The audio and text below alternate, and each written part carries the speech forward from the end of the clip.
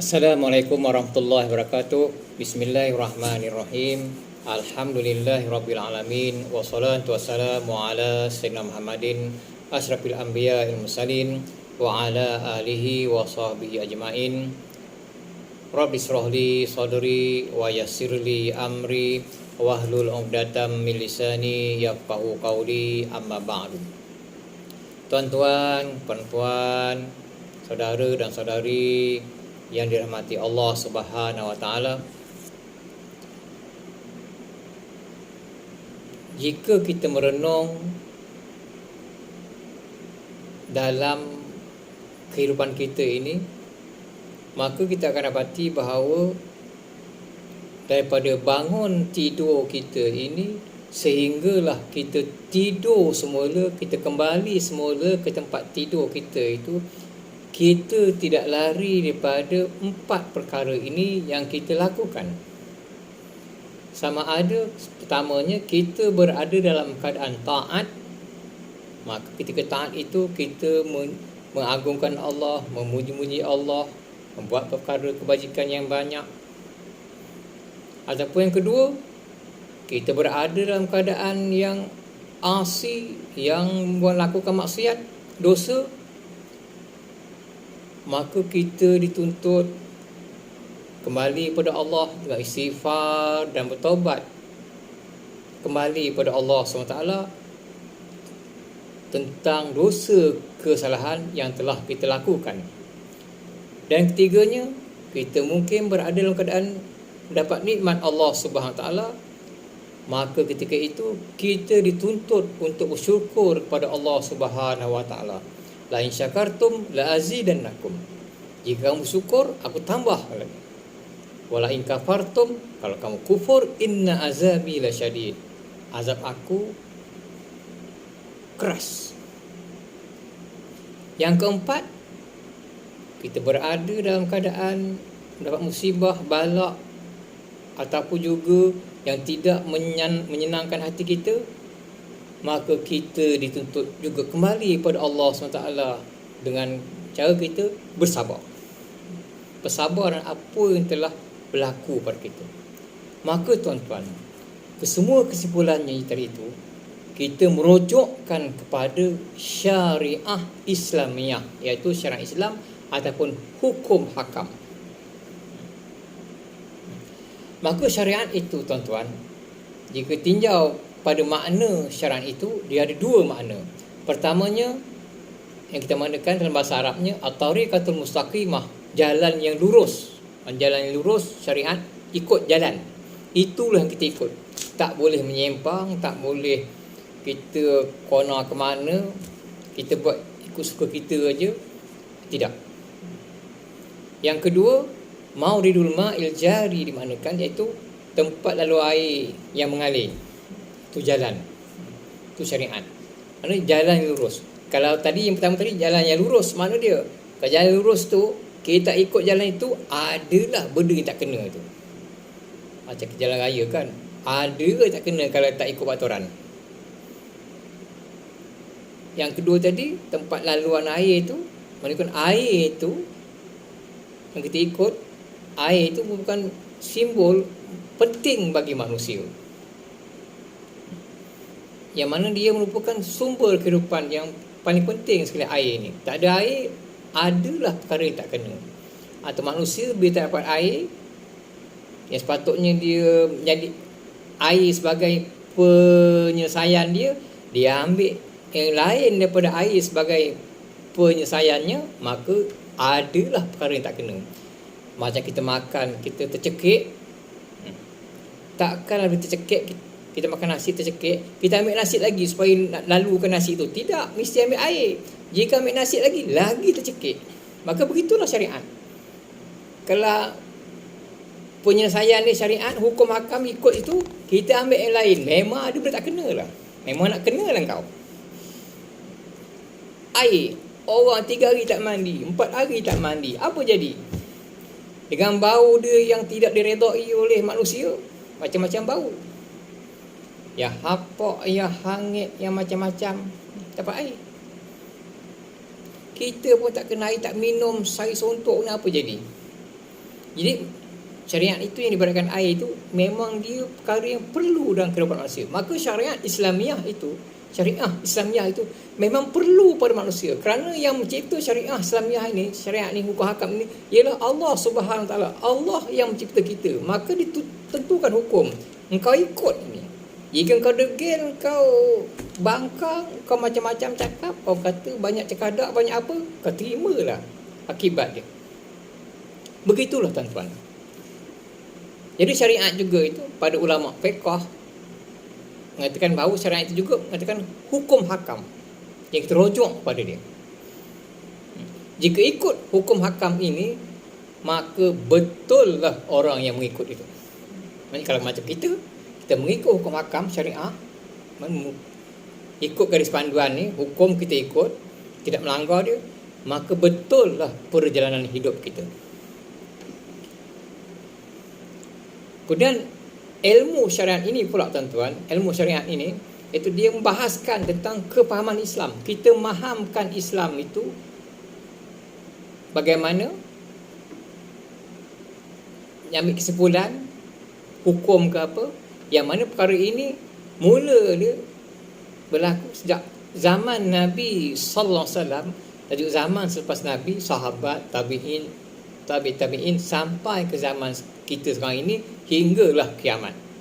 Itulah syariat yang kita pegang.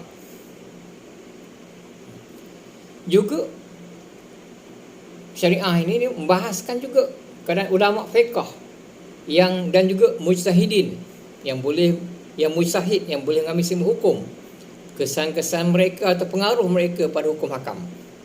Yang mana bila ulama menetapkan satu perkara hukum,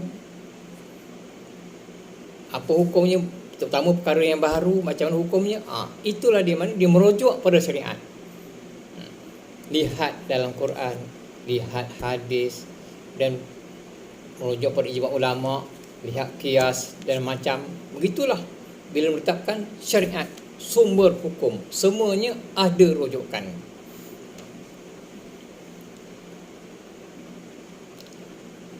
Ini tuan-tuan, Allah menjadikan manusia ini, maka Allah lah yang menentukan undang-undang, yang menetapkan undang-undang yang mana manusia mesti patuhi. Mana kita sebagai hamba Allah, sami'na wa ata'na, kami dengar, kami taat. Begitulah orang taat, tanpa banyak bangkang, tanpa banyak karina, tanpa banyak cekadak, banyak songel, banyak macam-macam cerita, banyak tanya, tak perlu. Jadi tuan-tuan, mengapa manusia ini perlu pada syariat, perlu pada panduan? Tuan-tuan dan puan-puan yang dirahmati Allah, pertamanya, akal manusia ini terbatas. Allah muliakan manusia dengan kurnian akal, tetapi Allah letakkan nafsu, yang mana nafsu ini selalu menurut atau mendorong ke arah keburukan. Selalu nafsu ini menurut keburukan, mengikut keburukan. Orang kata ikut nafsu. Jadi bila nak mengikut nafsu saja, atau ikut perkara yang manusia ikut suka dia je, perkara ini tidak dibolehkan. Sebaliknya, hendaklah merujuk pada syariat atau merujuk pada hukum hakam. Boleh ke tak boleh? Jadi kalau kita bawa kereta, minyak tu memang nafsu, tekan minyak, nafsu orang nak laju. Kelas dia tu tahan. Ni tahan. Ni yang bukan syariat, tahan yang laju. Itu dia. Begitulah. Jadi akal selalu berperang, berentak dengan nafsu, yang mana bila berlaku rentapan ini, syariat sebagai hakim, sebagai pensayana, macam main bola, referee, jaga, kontrol. Begitulah. Apa hal akan merujuk pada syariat. Apalagi perkara-perkara yang tidak terfikir, yang tak boleh sampai akal manusia memikirkannya, maka syariatlah sebagai rujukannya. Terutama perkara-perkara yang gaib, yang tidak boleh akal sampai fikir. Kalau fikir juga mungkin sakit otak, mungkin sakit apa, maka terus kita ambil kesimpulan mengikut syariat, sami'na wa ata'na, kami dengar, kami taat, amantu billah, kami beriman dengan Allah. Apa yang dikata ini, ya, itu saja. Bagaimana taat. Jadi perkara-perkara yang tidak mampu dibahas oleh akal, rujuk pada syariat. Habis cerita. Yang kedua tuan-tuan, mengapa manusia perlu pada syariat, perlu pada peraturan, perlu pada undang-undang? Yang kedua, manusia hidup dengan berbagai kehendak, bermacam-macam hajat, keinginan. Jika tiada peraturan, tiada syariat ini, manusia akan buat perkara mengikut suka hati mereka saja. Jadi bila ada syariat, ada kawalan. Jika manusia tidak ada syariat, tidak ada peraturan, tidak ada undang, mereka selalu akan hilang kawalan. Jangan harap mereka akan betul. Jadi ada saja perkara yang tak kena. Kerana tadi syariat itu sebagai air yang perlu pada manusia. Jika cari pencahayaan selain daripada air, mana mencari selain daripada hukum yang telah ditetapkan, maka adalah perkara yang tak kena pada manusia itu.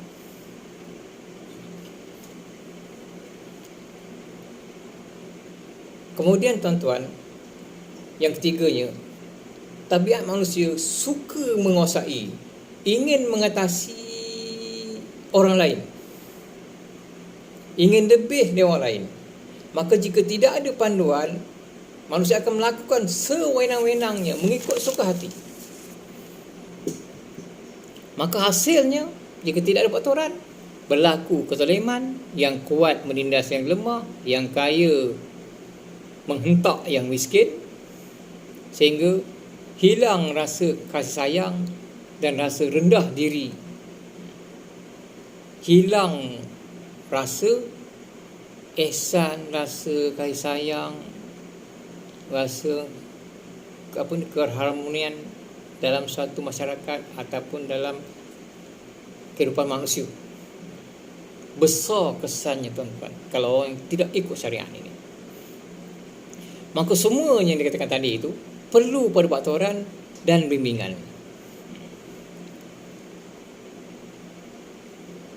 Jika apa hal pun juga, kalau manusia dia melebihi hilang kawalan, atau yang mengatakan dia kaya, berkuasa, dia kuat, dia boleh mengatasi orang lain, macam-macam cakap itu, maka Allah berikan garis panduan, inna akramakum indallahi atqakum. Sungguhnya semulia-mulia kamu di sisi Allah ialah orang yang paling takwa.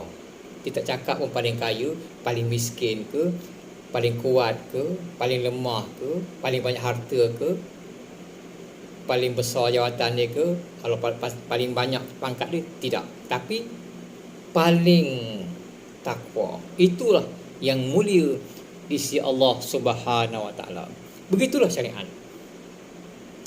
Jika manusia tidak mengikut syariat, maka adalah perkara yang tak kena pada manusia itu dan juga pada syariat yang dilanggarnya. Jika berlaku pelanggaran hukum, pelanggaran syariat, mana manusia melawan syariat, tidak mengikut syariat, maka seperti contoh kita berlaku pelanggaran, tengok yang melanggar macam mana, yang kena langgar macam mana. Teruk. Yang melanggar tu cedera parah apa ke, mana yang melanggar syariat tu contohnya teruk, kena azab, hidup tak teratur, akhlak rosak, syakhsiah buruk, tidak ada sifat rasa kasih sayang, macam-macam. Anggap dialah yang betul, anggap dialah yang hebat, meninggi diri, angkuh, sombong, berbagai-bagai kesan ni tuan-tuan. Lihat saja kalau jalan raya, kalau orang tak ikut peraturan, ikut suka dia je, peraturan dah ada, memang akan ada kesan. Orang dah beritahu ini had laju kebangsaan, dia buat had laju kebanggaan, laju gasak. Orang dah tulis itu, kurangkan laju. Dia padam, kurangkan. Sembuh, kurangkan. Tinggal laju je. Orang tengok, oh laju je. Laju. Lampu isyarat merah. Tahu, berhenti. Bila tengok merah, ini merah. Uzur. Aku laki, mana uzur? Jalan. Apa jadi? Bersamaan. Adalah mungkin melanggar orang ataupun berselisih dengan orang. Ada ke tak kena? Jadi pelanggaran syariat ini akan berikan kesan kepada orang yang melanggarnya. Begitulah tuan-tuan. Jadi tuan-tuan, syariat ini perlu dalam kehidupan manusia untuk menjamin kesejahteraan hidup di dunia dan hinggalah ke akhirat. Aku qauli hadza wa astaghfirullahalazim wa lakum. Wassalamualaikum warahmatullahi taala wabarakatuh.